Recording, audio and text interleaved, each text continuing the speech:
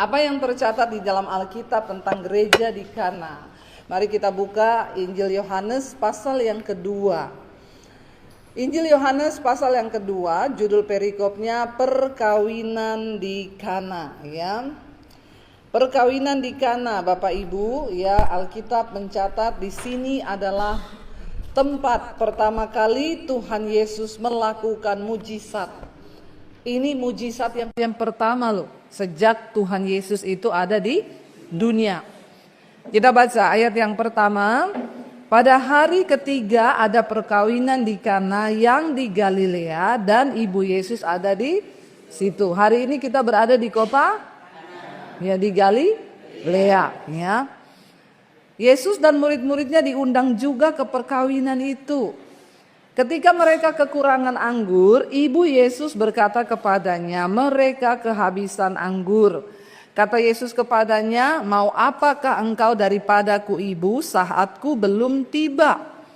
Tetapi ibu Yesus berkata kepada pelayan-pelayan, apa yang dikatakan kepadamu, buatlah itu. Di situ ada 6 tempayan yang disediakan untuk pembasuhan menurut adat orang Yahudi, masing-masing isinya 2-3 buyung. Yesus berkata kepada pelayan-pelayan itu, isilah tempayan-tempayan itu penuh dengan air, dan mereka pun mengisinya sampai penuh. Lalu kata Yesus kepada mereka, sekarang cedoklah dan bawalah kepada pemimpin pesta. Lalu mereka pun membawanya. Setelah pemimpin pesta itu mengecap air yang telah menjadi anggur itu, dan ia tidak tahu dari mana datangnya. Tetapi pelayan-pelayan yang mencedok air itu mengetahuinya, ia memanggil mempelai laki-laki dan berkata kepadanya, setiap orang menghidangkan anggur yang baik dahulu, sesudah orang puas minum, barulah dikeluarkan yang kurang baik. Akan tetapi engkau menyimpan anggur yang baik sampai sekarang. Hal itu dibuat Yesus di Kana yang di Galilea sebagai yang pertama dari tanda-tandanya, dan dengan itu ia telah menyatakan kemuliaannya dan murid-muridnya percaya kepadanya. Alkitab menceritakan saat itu ada pesta perkawinan di Kana di tempat ini, saudara. Yesus dan murid-muridnya diundang. Saat itu ibu Yesus juga diundang datang ke pesta itu. Pada waktu itu kemewahan atau kemegahan satu pesta itu akan dilambangkan dengan anggur atau wine yang disediakan di pesta itu. Semakin mahal anggurnya, maka pesta itu akan mendapat pujian, ya. Jadi bukan makanannya, tetapi anggur, karena tempat ini adalah tempat penghasil anggur. Ya, jadi orang di sini dulu kalau mengatakan pesta itu wow, kalau apa? Wih, anggurnya enak banget, ya. Kalau di Indonesia kan, wih, makanannya enak. Tapi di sini tuh anggurnya, saudara, adalah satu malapetaka, satu hal yang sangat memalukan dalam tradisi adat Yahudi. Kalau di sebuah pesta itu kehabisan anggur. Itu seperti orang di Indonesia bikin pesta kehabisan makanan, ya. Apalagi kalau banyak yang babungkus, kan. Nah, di Indonesia itu ya operasi plastik. Ibu-ibu bawa plastik di tas, ya. Kalau udah zaman pesta keluarin tuh, tapi di sini enggak ada, men. Nah, enggak ada yang ngaku maksudnya. Nah, itu seperti malunya itu, ya, malunya itu seperti itu. Bayangkan satu pesta kehabisan anggur, itu akan jadi cerita satu kota.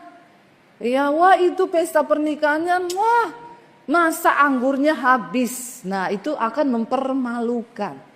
Lalu ibu Yesus mengetahui hal itu, mungkin di dapur gerusak-gerusuk ibu-ibu, ya anggurnya habis, ya ampun ini tangannya belum minum semua, kenapa sudah bisa habis gini.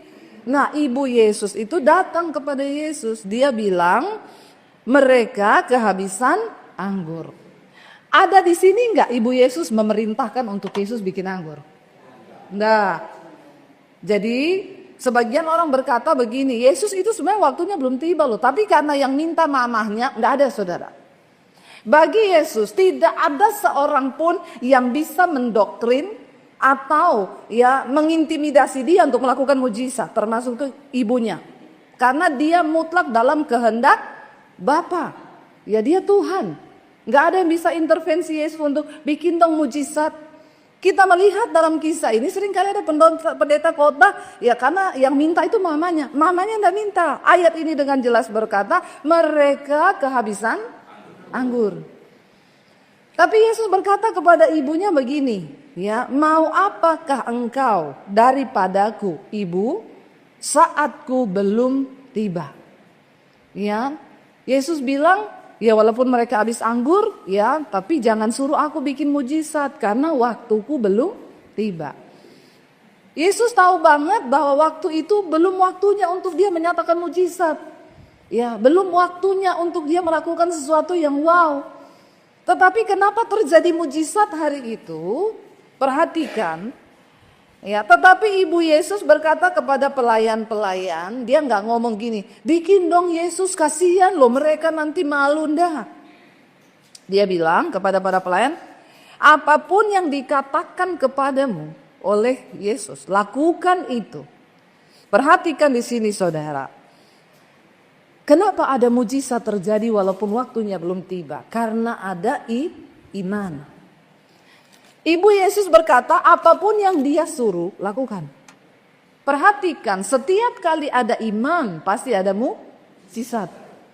Iman hanya bisa terjadi kalau ada, mujizat bisa terjadi kalau ada iman. Perkataan iman dikatakan oleh Maria kepada pelayan-pelayan itu. Apapun yang dia suruh, lakukan seperti yang dia minta. Tidak usah bantah, lakukan. Ya. Lalu saudara, di situ ada tempayan, 6 tempayan. Orang Yahudi zaman dulu kalau ada pesta selalu ada tempayan untuk apa? Cuci kaki karena berdebu di sini. Ya, jadi mereka akan lepas alas kaki lalu dicuci, lalu dibasuh kakinya, dilap, baru dia masuk ke ruang pesta. Nah, di situ ada tempayan-tempayan yang menampung untuk cuci kaki, saudara. Dan dikatakan di situ ada 6 tempayan disediakan untuk pembasuhan menurut adat orang Yahudi. Masing-masing isinya 2-3 buyung. Yesus berkata kepada pelayan-pelayan itu, isilah tempayan-tempayan itu penuh dengan air. Ya, dan pelayan-pelayan itu mendengarkan apa yang tadi Maria bilang. Apapun yang dia suruh lakukan. Lakukan saja. Dan mereka melakukan itu. Dan akhirnya setelah penuh Yesus bilang, cedoklah dan bawalah kepada kepala pemimpin pesta. Dia sendiri kaget, wah ini dari mana anggurnya? Ya, orang lain menyediakan anggur yang terbaik di depan, terakhir itu habis anggur yang jelek. Ini tapi kok anggurnya sampai di akhir justru anggur yang terbaik. Apa kisah dari cerita ini? Saya mengucap syukur kita mengenal Tuhan Yesus, membaca Alkitab itu luar biasa saudara. Anggur berbicara tentang sesuatu yang enak, yang manis. Anggur bicara tentang sesuatu yang bernilai. Ya, bayangkan sebuah pernikahan itu kalau kehabisan anggur, ya. Banyak orang menikah, katanya ujian dari pernikahan itu berapa lama? Fase yang pertama terlewati 5 tahun dulu. Wah, itu berat-beratnya. Kenapa? Karena karakter asli muncul loh. Iya kan? Waktu pacaran pencitraan semua. Begitu sudah menikah, aslinya muncul. Ya saya selalu kasih contoh saya dengan suami aja. Dulu waktu pacaran kalau makan di KFC saudara, ya suami itu orang Jawa itu kalau makan yang enak ditaruh di belakang. Jadi crispy-nya dia enggak makan, dia taruh di pinggir piring samping. Saya pikir dia enggak makan, orang Sulawesi yang enak dulu dia makan. Nah, ini perbedaan budaya juga. Jadi waktu suami saya taruh crispy-nya di pinggir, crispy saya sudah habis, saya bilang sama dia, ya ampun kok kamu enggak makan, ini enak banget, tahu saya makan. Dia bilang, iya makan aja, waktu pacaran. Kenapa Anda tertawa? Sudah mendapatkan gambaran ya. Begitu sudah menikah, makanlah kita di KFC seperti biasanya. Dia taruh crispy di pinggir. Saya mau ngambil, tangan saya langsung diginin. Bertahun-tahun aku menanti. Saya bilang, loh kamu gak mau tuh, itu yang paling enak. Saya pakai nanti buat gong terakhir. Loh kenapa selama ini kamu gak ngomong? Dulu kan masih pacaran. Ya, jadi saya jadi tahu setelah 5 tahun pertama pernikahan, karakter asli terbuka, pencitraan mulai hilang. Ya, tetapi kalau kita bisa bertahan di 5 tahun itu, maka mulai lolos nih masuk ya fase yang kedua. Ya, saudara, kalau pernikahan kehabisan anggur, maka akan berakhir dengan perceraian. Ini kita di Indonesia digegerkan nih, Raisa mau ceraikan suaminya. Ya, sekelas Raisa aja loh. Ya, Raisa, Tuku, Gelem. Orang Jawa bilang Raiso ya. Itu aja mau menceraikan suaminya. Nggak tahu persoalannya apa, katanya ada yang bilang selingkuh, ada yang bilang apalah, banyak hal. Tapi perceraian sekarang makin banyak terjadi. Kenapa? Karena orang bilang ya, saya layak bahagia lah kalau sudah nggak ada anggur buat apa? Ya, apalagi yang hari-hari ini lagi ngetren namanya silver divorce. Ya, pernikahan di usia rambut yang sudah mulai beruban. Ya, dan itu kalau mereka pergi ke orang lain atau minta nasihat, nanti dibilangnya begini, ya ibu layak bahagia lah, ngapain ibu udah 50 tahun lebih nikah dengan suami, mau tinggal dengan suami yang toksik begitu, yang bikin ibu stres, ya mending cerai. Jadi banyak sekarang perceraian di atas 50 tahun. Ya, makanya Bapak Ibu, Yesus tahu banget kalau sampai pernikahan itu kehabisan anggur, itu akan mempermalukan. Ya, kita pun di dalam pernikahan kita, saudara, ya saya tahun depan Februari 25 tahun kami ya. Ya, bersyukur bisa melewati ketika ya tadi pagi juga kami baru bahas ya tentang perceraian. Ya, suami saya bilang, ya kan ada yang tanya gini, emang semua laki-laki itu memang bakalan selingkuh tuh? Anak saya tanya tuh sama saya. Saya bilang ya harusnya enggak ya. Tadi pagi saya bahas dengan suami saya bilang, ya kalau orang punya takut akan Tuhan, dia bisa mengontrol dirinya dengan firman Tuhan, itu enggak bakalan terjadi. Ya namanya orang laki-laki, ya semua punya hawa nafsu, keinginan. Tapi kalau ada roh takut akan Tuhan, dia bisa mengendalikan diri. Maka itu enggak terjadi karena kita melakukannya semua untuk Tuhan. Ya, kalau orang enggak takut Tuhan ya pasti itu terjadi. Karena perselingkuhan itu membawa luka. Dan itu ya penyebab anggur ini mulai habis. Ya pertama karena kehilangan kemesraan, kedua kehilangan apalagi ya cadangan uang menipis. Ya wah ini anggur ini bisa hilang saudara, yang tadinya manis bisa asem. Ya karena banyak apalagi anak mulai lahir. Anak satu, saya dulu pertama kali menikah dengan suami tiap bangun pagi bikinin dia kopi, kasih dia sarapan. Ya, sayangku, cintaku, ya ini kopi, ini sarapan. Waktu mulai anak pertama lahir, nggak pakai pembantu. Anak kedua lahir, anak ketiga saya urus sendiri. Zaman dulu kita anak 3 urus sendiri, zaman sekarang orang anak 1 babysitter 3. Ya itu yang terjadi. Ya jadi ketika anak mulai banyak saya repot ngurus anak, suami saya teriak, "Say, kopi mana?" Wah ini saudara, tadinya bulan madu mulai menipis. Yang tersisa tinggal lebah. Orang Sulawesi itu lebah hutan. Ya ini kalau menggigitnya langsung mati, nih bahaya. Ya waktu suami saya teriak, "Say, mana kopi?" Wah lebahnya keluar saudara. Kamu kan punya tangan 2, kaki 2 kan, sama kayak saya kan. Sudah tahu itu tempat kopi di mana? Itu di sana di belakang ada kopi, ada creamer, bikin sendiri. Suami saya tanya, yang mana ini kopinya, gulanya mana? Yang ada tulisan garam. Dia bilang, loh kok gula ditulis garam? Biar gak ketahuan semut. Sama kayak di HP-mu, Yanti jadi Yanto. Nah, ini penyebab hilangnya anggur ini dalam keluarga. Ya, Yanti ditulis Yanto. Ada di sini bapak-bapak yang gitu tidak ya? Jangan angkat tangan, bahaya. Ya, tulisannya tukang gas, ya tukang sedot WC. Aduh, ya padahal itu nggak tahu siapa itu. Bertobat saudara, Tuhan tahu loh ya. Tapi di sini saya yakin tidak ada. Ya bahaya kalau ada dusta di antara kita. Masalah uang bisa menyebabkan juga anggur itu hilang. Ya jangan ada dusta di antara kita suami istri. Soal keuangan harus saling tahu. Istri harus tahu password rekening dari suami, ATM-nya apa passwordnya. Amin.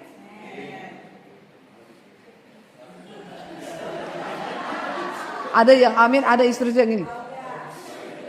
Nah ini bertobat. Ya HP jangan ada di sini suami yang HP-nya dikasih password isinya nggak tahu, fix setan itu. Ya nggak boleh. Kita anak terang hanya berbuahkan kebaikan, kebenaran. Nggak usah sembunyi-sembunyi.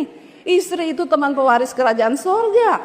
Ya jadi harus bertobat Bapak Ibu. Ya saya dengan suami keuangan kami terbuka. Suami saya pegang kartu ATM-nya, saya pegang mobile bankingnya. Kau mau belanja silakan aja gesek. Laporannya masuk ke sini. Ya soalnya ada kasus saudara. Istrinya bilang, wih 15 juta pengeluaran di Holy Wing. Dia tanya suaminya pulang, ini apa ini di Holy Wing? Itu gereja baru mah. Namanya Holy Wing, sayap kudus. Nah, ini bahaya Bapak Ibu. Kenapa istri Tuhan tempatkan di sampingmu? Supaya ada yang berjaga atas nyawamu. Karena bagi seorang istri nyawa itu yang berharga. Istri itu memburu nyawa suaminya loh. Tapi bagi pelakor dan ani-ani, duitmu aja yang penting. Dia membawa kau binasa. Karena kitab Amsal berkata, laki-laki yang jatuh dan pergi ke rumah seorang perempuan jalang, engkau sedang berjalan menuju arwah-arwah dan dunia orang mati. Karena bagi seorang istri nyawalah yang berharga, tetapi bagi seorang perempuan sundal dia hanya mengincar uang dan hartamu. Nggak ada saudara ya. Makanya jangan ada di sini yang ani-ani no simpanan. Yes.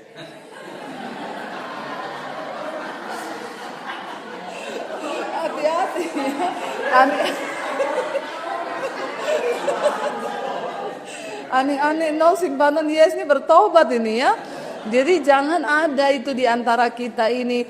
Yesus itu kenapa dia akhirnya merelakan waktu yang harusnya belum tiba. Karena di mata Tuhan pernikahan itu begitu berharga. Tuhan sangat tidak rela kalau ada pernikahan yang dipermalukan. Tuhan sangat tidak rela kalau ada pernikahan yang kehabisan anggur. Bagaimana anggur kita tetap manis? Hadirkan Kristus dalam rumah tangga kita. Ya hadirkan Yesus saudara. Ya saya dengan suami menghadirkan Yesus setiap pagi bangun pagi mau keluar kamar kita berpelukan. Paling tidak 1 menit. Ya berpelukan aja saling doakan. Tuhan berkati istriku, berkati suamiku. Terima kasih buat hari doakan anak-anak berpelukan. Ya perlu itu. Ya jadi yang sudah tidak pernah berpelukan sekarang ya pulang nanti coba lakukan itu.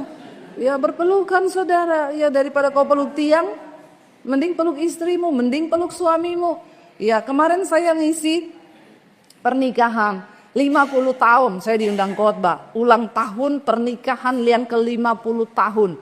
Wah itu bukan orang sembarangan tuh, anugerah Tuhan banget kalau sampai 50 tahun. Saya tanya sama bapaknya, Pak rahasianya apa luar biasa sampai 50 tahun masih bersama. Bapaknya jawab, diem Bu. Rahasianya bertahan 50 tahun, diem. Makanya saudara ada suami saya tanya, Bapak Ibu kami gak pernah bertengkar Bu selama menikah. Oh iya luar biasa, iya karena kami gak pernah omongan. Makanya tidak bertengkar karena gak pernah omongan.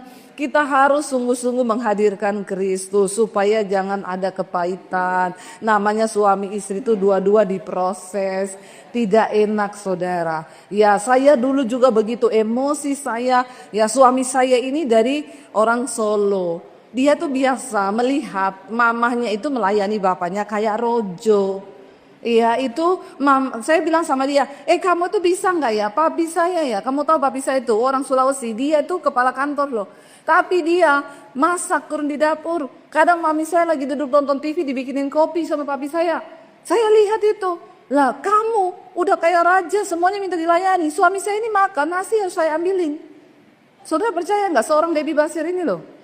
Ya di rumah tuh masih ngambilin nasi buat suami saya. Ya masakin dia, sediakan makanannya. Dulu waktu mulai punya anak 3, wah saya tuh mulai kehabisan anggur tuh. Saya marah. Kamu tahu nggak papi saya itu kepala kantor, dia itu melayani gini istrinya gini nggak kayak kamu itu kayak bos.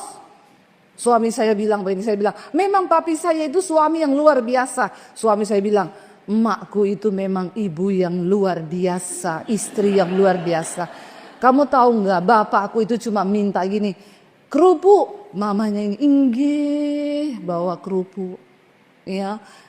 Nasi, inggih bawa nasi. Teh, inggih bawa teh. Saya jekil saudara, saya ceritain papi saya, dia ceritain maknya dia. Jadi kita membanding-bandingkan. Jadi saya bilang, bagaimana kalau kita nikahin papiku dan makmu? Dia rumah tangganya menjadi rumah tangga yang luar biasa. Ternyata saudara, waktu kita ini membanding-bandingkan, Tuhan tuh kan menciptakan kita ini masing-masing dengan karakter yang masing-masing. Apakah ada manusia cocok di dunia ini? Jadi bapak ini nggak cocok sama istrinya. Saya mau tanya dulu, yang cocok sama pasangannya angkat tangan, yang cocok tidak pernah berantem, cocok terus angkat tangan. Nggak ada, ya. Saya pun sampai hari ini dengan suami saya tidak, namanya manusia. Cocok itu, saya tuh belajar, ada orang kembar siam, dia punya badan satu, kepalanya dua. Iya ditanya sama wartawan, mamanya ada kesulitan gak membesarkan mereka? Waktu masih kecil gak ada kesulitan, dua-dua nurut. Ketika mulai dewasa, kepalanya dua, otaknya dua kan? Tapi kan ini lahir dari satu kandungan, DNA-nya sama, jantungnya satu, hatinya satu, tapi ada kepala dua. Berarti dua otak. Kata mamanya waktu mulai besar masalah. Yang satu mau pakai baju merah, yang satu mau pakai baju biru. Padahal badannya cuma itu. Kalau berantem, gigit-gigitan, jambak-jambakan rambut. Kata mamanya kalau badannya dua, saya pisah, satu di kamar mandi, satu di dapur. Masalahnya badannya satu. Itu kalau gigit-gigitan sampai berdarah-darah loh. Saya membayangkan gini, orang yang punya satu jantung, satu hati, satu badan, satu DNA, satu kandungan, karena punya dua kepala bisa bertengkar. Apalagi suami yang punya dua badan, dua DNA, dua kandungan, dua budaya, orang tua yang berbeda dibesarkan dengan latar, itu sangat kompleks. Iya, tetapi ingat firman Tuhan bilang, manusia itu besi menajamkan besi, manusia menajamkan sesamanya. Dari mana kita dibentuk? Dari pasangan kita, saudara. Ya, kata ibu kemarin, suami saya ini salib saya. Iya, ibu juga jadi salib buat suami. Kita ini gantian memang. Ya, sama-sama saling menyalibkan. Ya, yang penting jangan membuat mati. Saya selalu bilang gini Bapak Ibu, saya itu kalau kasih pembekalan pranikah itu biasanya 6 bulan. Ya, saya bilang kamu sudah siap menikah? Iya, menikah itu bunuh diri. Kaget dia, hah? Iya, menikah itu bunuh diri. Kamu tidak mungkin bisa berbahagia kalau kamu tidak mematikan dirimu sendiri masuk dalam pernikahan.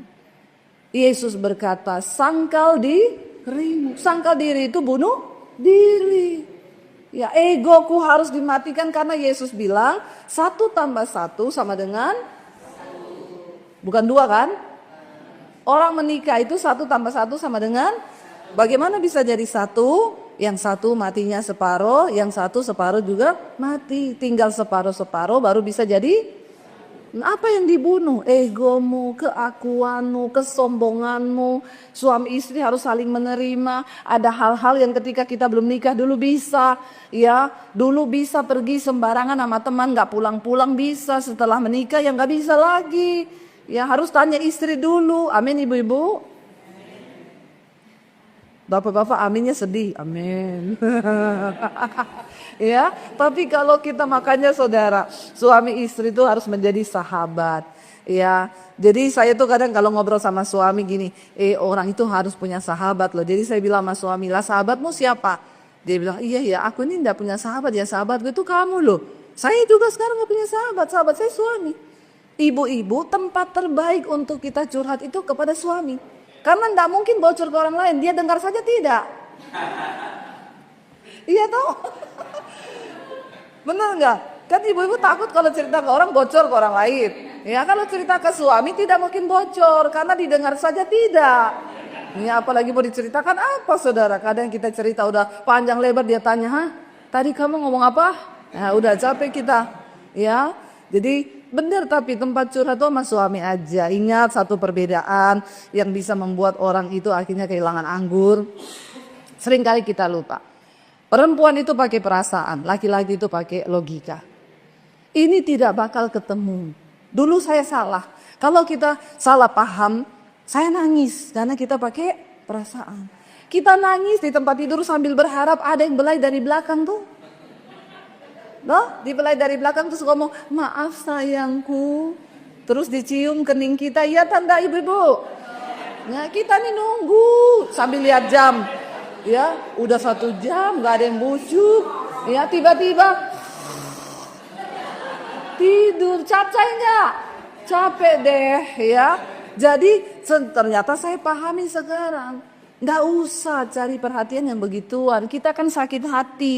Karena laki-laki itu pakai pikiran, kita pakai perasaan. Kita nangis dan mencoba supaya dia ngerti perasaanku. Dia sewaktu teman, kenapa kamu nggak ngerti perasaanku? Dia bilang gini aja deh, kita selesaikan pakai logika aja sekarang.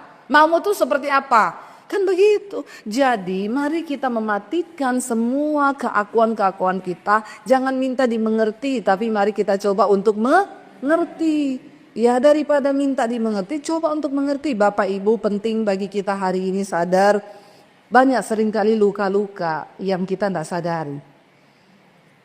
Yang istri juga pernah melukai suami dari kata-kata. Bahkan seringkali juga suami melukai istri. Tapi hari ini saya mau bilang, kalau kita pengen rumah tangga kita diberkati, anak cucu kita diberkati, itu berkat turun dari orang tua.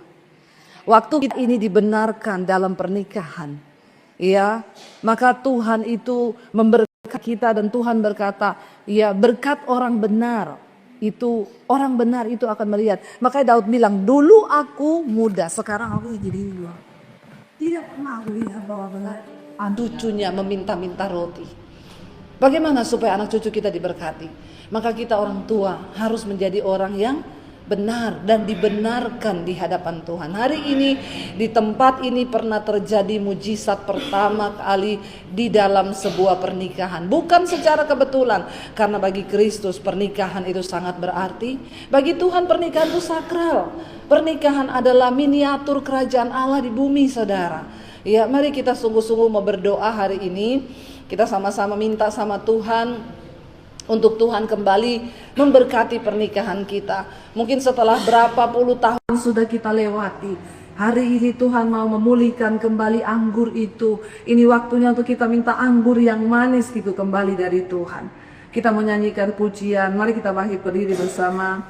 Melayani lebih sungguh. Biar kita mau jadi roti yang terpecah bagi pasangan kita, bagi istri, bagi suami kita, agar kita sungguh-sungguh hidupnya ini boleh diberkati Tuhan.